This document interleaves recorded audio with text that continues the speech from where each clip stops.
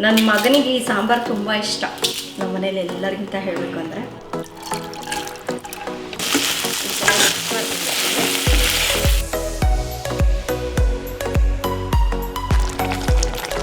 ಈ ಥರ ಮೆತ್ತಗೆ ಬೆಂದಿರಬೇಕು.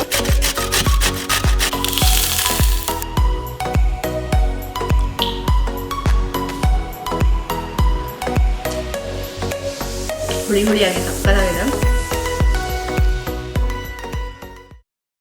ಹಾಯ್ ಫ್ರೆಂಡ್ಸ್, ರುಚಿ ಪಾಕಶಾಲೆ ಚಾನಲ್ಗೆ ತಮ್ಮೆಲ್ಲರಿಗೂ ಮತ್ತೊಮ್ಮೆ ಸ್ವಾಗತ. ಸೊ ನಾನಿವತ್ತು ನನ್ನ ಮಧ್ಯಾಹ್ನದ ಫುಡ್ ರೊಟೀನನ್ನು ನಿಮ್ಮ ಜೊತೆ ಶೇರ್ ಮಾಡ್ಬೇಕು ಅನ್ಕೊಂಡಿದ್ದೀನಿ.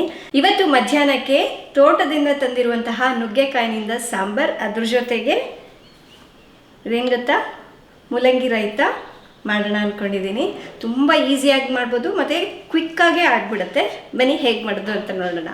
ಫಸ್ಟ್ ಈಗ ಒಂದು ಕುಕ್ಕರ್ಗೆ ನಾನಿಲ್ಲಿ ಒಂದು ಅರ್ಧ ಕಪ್ನಷ್ಟು ತೊಗರಿಬೇಳೆನ 1 ಗಂಟೆ ಮುಂಚೆ ನೆನೆಸ್ಬಿಟ್ಟು ಹಾಕ್ಕೊಳ್ತಾ ಇದ್ದೀನಿ. ಬೇಳೆ ಕುದಿಲಿಕ್ಕೆ ಬೇಕಾದಷ್ಟು ನೀರನ್ನ ಹಾಕೊಳ್ಳೋಣ. ಆಮೇಲೆ ಸ್ವಲ್ಪ ಎಣ್ಣೆ. ಈಗ ಕುಕ್ಕರ್ ಲಿಡ್ನ ಕ್ಲೋಸ್ ಮಾಡಿಬಿಟ್ಟು ಒಂದು 3 ವಿಷಲ್ ಕೂಗಿಸ್ಕೋಬೇಕು. ಬೇಳೆ ಬೇಯಷ್ಟೊತ್ತಿಗೆ ಇನ್ನು ತರಕಾರಿಗಳನ್ನೆಲ್ಲ ಕಟ್ ಮಾಡಿಕೊಂಡು ರೆಡಿ ಮಾಡ್ಕೊಳ್ಳೋಣ. ನಾನು ಇದಕ್ಕೆ ಒಂದು ಅರ್ಧ ಈರುಳ್ಳಿ ತೊಗೊಂಡಿದ್ದೀನಿ. ಇದನ್ನು ಸಣ್ಣದಾಗಿ ಕಟ್ ಮಾಡ್ಕೋಬೇಕು.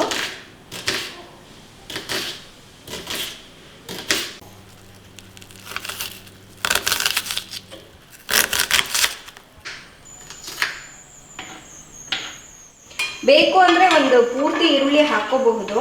ಸೊ ಇದು ಸ್ವಲ್ಪ ದೊಡ್ಡದಿದೆ ಅಂತ ಹೇಳಿ ಒಂದು ಅರ್ಧ ತೊಗೊಂಡಿದ್ದೀನಿ ಅಷ್ಟೇ. ಅದೇ ರೀತಿ ಒಂದು 2 ಟೊಮೆಟೊ ತೊಗೊಂಡಿದ್ದೀನಿ. ಸೊ ನಮ್ಮನೇಲಿ ಸ್ವಲ್ಪ ಹುಳಿ ಎಲ್ಲ ಜಾಸ್ತಿ ಇಷ್ಟಪಡ್ತೀವಿ. ಹಾಗಾಗಿ ಈ ಸಾಂಬಾರಿಗೆ ಟೊಮೆಟೊ ಮತ್ತು ಹುಣಸೆ ಹುಳಿ ಎರಡೂ ಸ್ವಲ್ಪ ಜಾಸ್ತಿ ಹಾಕಿದ್ರೆ ಚೆನ್ನಾಗಿರುತ್ತೆ. ಅದಕ್ಕಾಗಿ ಈ ಟೊಮೆಟೊ ಕೂಡ ಅಷ್ಟೇ ಸಣ್ಣಗೆ ಕಟ್ ಮಾಡ್ಕೋಬೇಕು.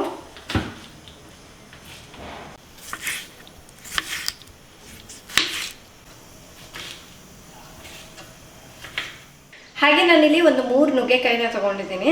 ನಾವು ತೋಟದಿಂದ ನುಗ್ಗೆಕಾಯಿ ತೊಗೊಂಡು ಬರ್ತೀವಲ್ವಾ, ಸೊ ಅದು ಹೊರಗಡೆ ಇಟ್ಬಿಟ್ರೆ ಬೇಗನೆ ಕೆಟ್ಟೋಗ್ಬಿಡುತ್ತೆ. ಹಾಗಾಗಿ ನಾನು ಏನು ಮಾಡ್ತೀನಿ ಗೊತ್ತಾ, ಬಾಕ್ಸ್ ಸೈಜ್ಗೆ ಈ ಥರ ಕಟ್ ಮಾಡಿ ಇಟ್ಬಿಡ್ತೀನಿ. ಕಟ್ ಮಾಡಿ ಫ್ರಿಜ್ನಲ್ಲಿ ಎತ್ತಿಡ್ತೀನಿ. ಯಾವಾಗ ಸಾಂಬಾರು ಮಾಡಬೇಕು ಅಥವಾ ಕರ್ರಿ ಮಾಡ್ಬೇಕು ಅಂದ್ಕೊಳ್ತೀನಲ್ವ, ಅವಾಗ ತೆಗೆದ್ಬಿಟ್ಟು ಯೂಸ್ ಮಾಡ್ತೀನಿ. ಈಗ ಇದನ್ನು ಕೂಡ ಕಟ್ ಮಾಡ್ಕೊಂಡು ರೆಡಿ ಮಾಡ್ಕೊಳ್ಳೋಣ. ಒಂದು 2.5 ಇಂಚಿಗೆ ಕಟ್ ಮಾಡಿಕೊಂಡ್ರೆ ಚೆನ್ನಾಗಿರುತ್ತೆ ನೋಡಿ, ಈ ಥರ. ಸೊ ಈ ರೀತಿಯಾಗಿ ಸ್ಟೋರ್ ಮಾಡಿ ಇಡೋದ್ರಿಂದ ಫ್ರಿಜ್ನಲ್ಲಿ ಒಂದು 10 to 15 ಡೇಸ್ವರೆಗೂ ಇಟ್ಟರು ಏನೂ ಆಗೋದಿಲ್ಲ. ನೋಡಿ, ಈ ಥರ ನುಗ್ಗೆಕಾಯಿ ಎಲ್ಲ ಕಟ್ ಮಾಡಾಗಿದೆ. ಈಗ ಒಗ್ಗರಣೆನ ಮಾಡ್ಕೊಳ್ಳೋಣ. ಒಗ್ಗರಣೆಗೆ ಒಂದು 2 ಟೀ ಸ್ಪೂನಷ್ಟು ಎಣ್ಣೆನ ಹಾಕ್ಕೊಳ್ಳೋಣ. ಎಣ್ಣೆ ಕಾದ್ಮೇಲೆ ಒಂದು 1/4 ಚಮಚದಷ್ಟು ಮೆಂತ್ಯಕಾಳು, ಒಂದು ಅರ್ಧ ಚಮಚದಷ್ಟು ಸಾಸಿವೆ, ಸ್ವಲ್ಪ ಕರಿಬೇವಿನ ಸೊಪ್ಪು, ಕಟ್ ಮಾಡಿರೋ ಈರುಳ್ಳಿ ಹಾಕಾದ್ಮೇಲೆ ಮಿಕ್ಸ್ ಮಾಡ್ಕೊಳ್ಳೋಣ. 1 ನಿಮಿಷ ಈ ರೀತಿ ಹುರ್ಕೊಂಡಾದ್ಮೇಲೆ ಟೊಮೆಟೊನ ಹಾಕ್ಕೊಳ್ಳೋಣ.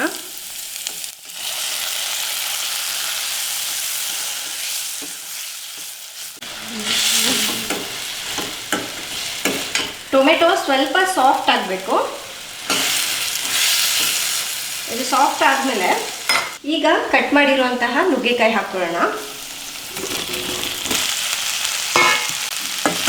ಈ ಥರ ಮಿಕ್ಸ್ ಮಾಡ್ಕೊಂಡಿರ್ತೀವಿ.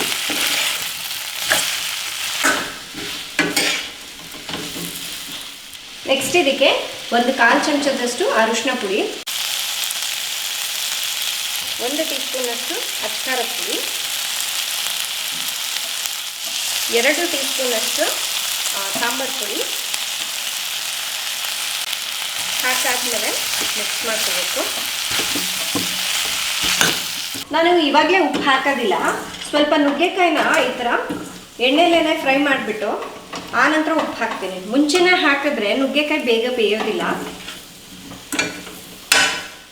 ನೆಕ್ಸ್ಟ್ ನಾನಿಲ್ಲಿ ಒಂದು ನಿಂಬೆಹಣ್ಣಿನ ಗಾತ್ರದಷ್ಟು ಹುಣಸೆ ಹಣ್ಣನ್ನು ಸ್ವಲ್ಪ ಹೊತ್ತು ನೆನೆಸ್ಬಿಟ್ಟು ಕಿವುಚಿ ಆನಂತರ ರಸ ಹಾಕ್ತಾ ಇದ್ದೀನಿ.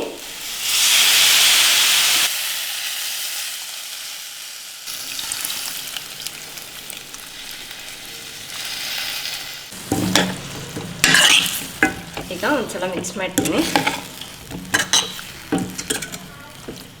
ನುಗ್ಗೆಕಾಯಿ ಕುದಿಲಿಕ್ಕೆ ಬೇಕಾದಷ್ಟು ನೀರನ್ನ ಹಾಕೊಳ್ಳೋಣ.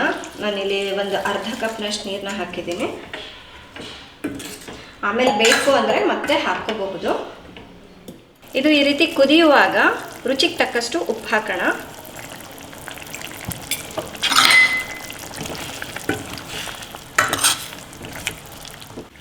ಲಿಡ್ನ ಕ್ಲೋಸ್ ಮಾಡಿಬಿಟ್ಟು ಒಂದು 10 ನಿಮಿಷ ಕುದಿಸ್ಕೋಬೇಕು ಮೀಡಿಯಂ ಫ್ಲೇಮ್ನಲ್ಲಿ.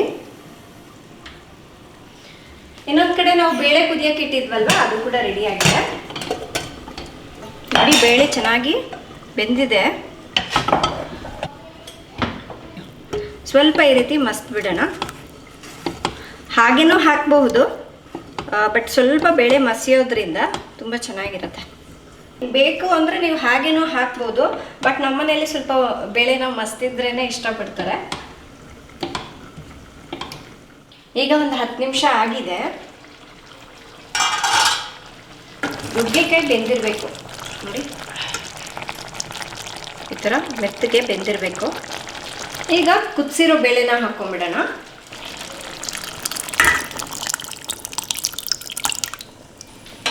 ಹಾಗೆ ಇದಕ್ಕೆ ಇನ್ನೂ ಸ್ವಲ್ಪ ನೀರನ್ನ ಹಾಕ್ತಾ ಇದ್ದೀನಿ. ಈಗ ಇದನ್ನು ಮಿಕ್ಸ್ ಮಾಡ್ಕೊಳ್ಳೋಣ.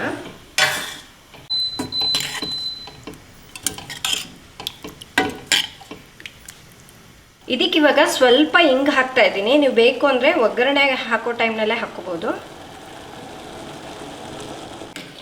ಬೇಳೆ ಹಾಕಿದ್ಮೇಲೆ ಇನ್ನೂ ಒಂದು 3 ನಿಮಿಷ ಕುದಿಸ್ಕೊಂಡ್ರೆ ಸಾಕು. ಈಗ ಲಾಸ್ಟಿಗೆ ಕಟ್ ಮಾಡಿರುವಂತಹ ಕೊತ್ತಂಬರಿ ಸೊಪ್ಪನ್ನ ಹಾಕ್ತಾ ಇದ್ದೀನಿ. ಇದು ಆಪ್ಷನಲ್. ಈಗ ಇದನ್ನ ಮಿಕ್ಸ್ ಮಾಡ್ಕೊಂಡ್ಬಿಟ್ಟು ಸ್ಟವ್ನ ಆಫ್ ಮಾಡ್ಕೊಂಡ್ಬಿಡೋಣ. ಈಗ ಬಿಸಿ ಬಿಸಿ ನುಗ್ಗೆಕಾಯಿ ಬೇಳೆ ಸಾಂಬಾರು ರೆಡಿ. ಇನ್ನೊಂದು ರೆಸಿಪಿ ತೋರಿಸ್ತೀನಿ ನಿಮಗೀಗ. ಫ್ರೆಂಡ್ಸ್, ನಾನೀಗ ಮೂಲಂಗಿ ಕೋಸಂಬರಿ ಮಾಡ್ತಾ ಇದ್ದೀನಿ. ಹಿಂದಿನ ಬ್ಲಾಗ್ನಲ್ಲಿ ನಾನು ಊಟ ಮಾಡಬೇಕಾದ್ರೆ ಇದನ್ನು ಕೂಡ ಮಾಡ್ಕೊಂಡಿದ್ದೆ. ತುಂಬ ಜನರು ಕೇಳ್ತಾ ಇದ್ರು, ನೀವು ಯಾವ ಥರ ಮಾಡ್ತೀರಾ, ಏನದು ಅಂತ ಹೇಳ್ಬಿಟ್ಟು. ನಮ್ಮ ಮನೇಲಿ ಸಮ್ಮರ್ ಬಂತು ಅಂದರೆ ಈ ಮೂಲಂಗಿಯಿಂದ ಸಾಕಷ್ಟು ಬಗೆಯ ರೆಸಿಪಿಗಳನ್ನ ಮಾಡ್ಕೊಳ್ತೀನಿ. ಎಕ್ಸ್ಪೆಷಲಿ ಮೂಲಂಗಿಯಿಂದ ಮೊಸರು ಬಜ್ಜಿ ಅಂತೂ ತುಂಬ ಚೆನ್ನಾಗಿರುತ್ತೆ, ಜಾಸ್ತಿ ಮಾಡ್ತೀವಿ. ಫಸ್ಟು ಈ ಥರ ಮೂಲಂಗಿ ಸಿಪ್ಪೆನೆಲ್ಲ ಎರ್ಕೊಂಡ್ಬಿಡ್ಬೇಕು. ನಾನು ಇದಕ್ಕೆ 2 ಮೂಲಂಗಿನ ತಗೊಂಡಿದ್ದೀನಿ. ಆದಷ್ಟು ಈ ಥರ ಎಳೆದು ತಗೊಂಡ್ರೆ ಚೆನ್ನಾಗಿರುತ್ತೆ.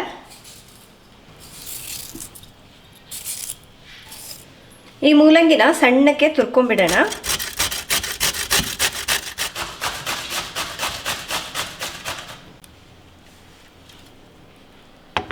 ಈ ತುರಿದಿರೋದನ್ನ ಒಂದು ಬೌಲಿಗೆ ಹಾಕ್ಕೊಳ್ಳೋಣ.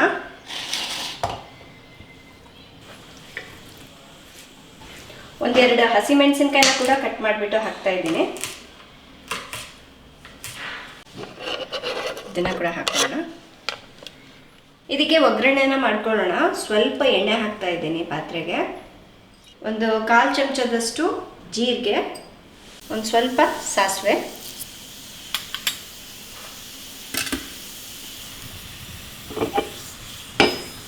ಸ್ವಲ್ಪ ಚಿಟಪಟ ಅನ್ನೋವರೆಗೂ ಹುರ್ಕೊಳ್ಳೋಣ.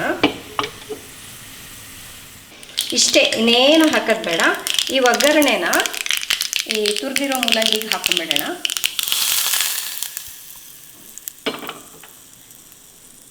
ರುಚಿಗೆ ತಕ್ಕಷ್ಟು ಉಪ್ಪು ಹಾಕ್ತಾ ಇದ್ದೀನಿ. ಆಮೇಲೆ ಒಂದು ಅರ್ಧ ಕಪ್ನಷ್ಟು ಮೊಸರು, ಎಲ್ಲದೂ ಹಾಕಿ ಮಿಕ್ಸ್ ಮಾಡ್ಕೋಬೇಕು. ನೋಡ್ತಾ ಇದ್ರೆ ಇದು ಮೊಸರನ್ನ ಥರ ಕಾಣಿಸ್ತಾ ಇದೆಲ್ಲ, ಇದನ್ನು ಹಾಗೆ ತಿನ್ಬೋದು, ಅಷ್ಟು ರುಚಿಯಾಗಿರುತ್ತೆ. ಇಷ್ಟೇ, ಇನ್ನೇನು ಹಾಕೋದು ಬೇಡ ಇದಕ್ಕೆ. ಫ್ರೆಂಡ್ಸ್, ಇನ್ನು ಅನ್ನ ಸಾಂಬಾರಿಗೆ ಸಂಡಿಗೆ ಇದ್ದರೆ ತುಂಬ ಚೆನ್ನಾಗಿರುತ್ತಲ್ವ. ಫೈನಲ್ ಆಗಿ ಈಗ ಸಂಡಿಗೆ ಹುರಿತಾ ಇದ್ದೀನಿ. ಎಣ್ಣೆ ಕಾದ್ಮೇಲೆ ಸಂಡಿಗೆನ ಹಾಕ್ಬಿಟ್ಟು ಇದು ಬಂದ್ಬಿಟ್ಟು ರಾಗಿ ಬೋಟಿ ಅಂತ ಹೇಳಿ ತರಿಸಿದ್ದೀನಿ. ರಾಗಿಯಿಂದಲೇ ಮಾಡಿರ್ತಾರೆ.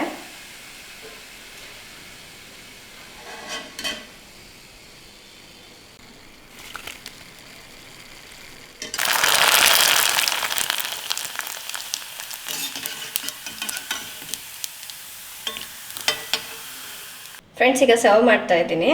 ಫಸ್ಟ್ ರೈಸ್ ಹಾಕೊಳ್ಳೋಣ.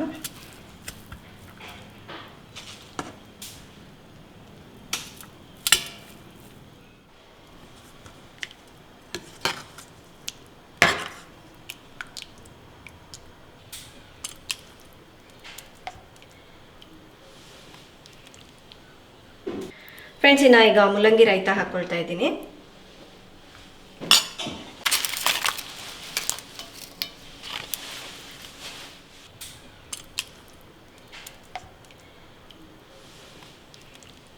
ಫ್ರೆಂಡ್ಸ್, ನನ್ನ ಮಧ್ಯಾಹ್ನದ ಲಂಚ್ ರೆಡಿ ನೋಡಿ. ಎಷ್ಟು ಕ್ವಿಕ್ಕಾಗಿ ಈಸಿಯಾಗಿ ಮಾಡ್ಬೋದಲ್ವಾ. ಈಗ ನಾನು ಟೇಸ್ಟ್ ಮಾಡ್ತಿದ್ದೀನಿ. ಆ್ಯಂಡ್ ಕೆಲವರು ಹೇಳ್ತಾರೆ ಬರೀ ನೀವೇ ಟೇಸ್ಟ್ ಮಾಡ್ತೀರಾ, ನಿಮ್ಮ ಮನೇಲಿ ಬೇರೆ ಯಾರ ಹತ್ರ ಆದರೂ ಟೇಸ್ಟ್ ಮಾಡಿಸಿ ಅಂತ. ಸೊ ಎಲ್ಲರೂ ಅವ್ರವ್ರ ಕೆಲಸದಲ್ಲಿ ಬ್ಯುಸಿ ಆಗಿಬಿಟ್ಟಿರ್ತಾರೆ. ಹಾಗಾಗಿ ನಾನು ಮಾಡಿರೋ ಅಡುಗೆ ಫಸ್ಟ್ ನಾನೇ ತಿಂತೀನಿ, ನಾನೇ ಟೇಸ್ಟ್ ಹೇಗಿದೆ ಅಂತ ಹೇಳ್ತೀನಿ.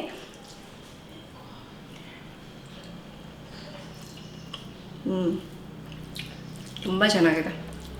ನನ್ನ ಮಗನಿಗೆ ಈ ಸಾಂಬಾರು ತುಂಬ ಇಷ್ಟ, ನಮ್ಮ ಮನೇಲಿ ಎಲ್ಲರಿಗಿಂತ ಹೇಳಬೇಕು ಅಂದರೆ.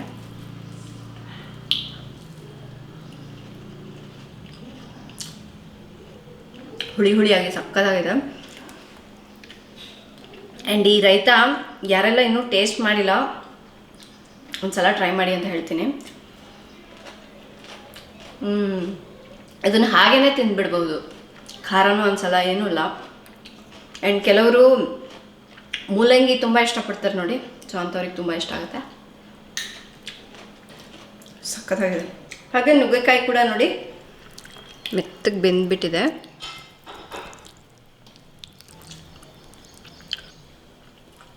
ಸಕ್ಕತ್ತಾಗಿದೆ ಮಾತ್ರ. ಸೊ ನೋಡಿದ್ರಲ್ವಾ ಫ್ರೆಂಡ್ಸ್, ನನ್ನ ಮಧ್ಯಾಹ್ನದ ಫುಡ್ ಬ್ಲಾಗ್ ಹೇಗಿದೆ ಅಂತ. ಸೊ ತಮ್ಮೆಲ್ಲರಿಗೂ ಈ ಫುಡ್ ಬ್ಲಾಗ್ ಇಷ್ಟ ಆಗಿದೆ ಅಂದ್ಕೊಳ್ತಾ ಇದ್ದೀನಿ. ಇಷ್ಟ ಆದರೆ ಪ್ಲೀಸ್ ಲೈಕ್ ಮಾಡಿ, ಶೇರ್ ಮಾಡಿ. ನಾಳೆ ಇನ್ನೊಂದು ಹೊಸ ರೆಸಿಪಿಯೊಂದಿಗೆ ಮತ್ತೆ ಸಿಗ್ತೀನಿ. ಅಲ್ಲಿವರೆಗೂ ಟೇಕ್ ಕೇರ್, ಬಾಯ್.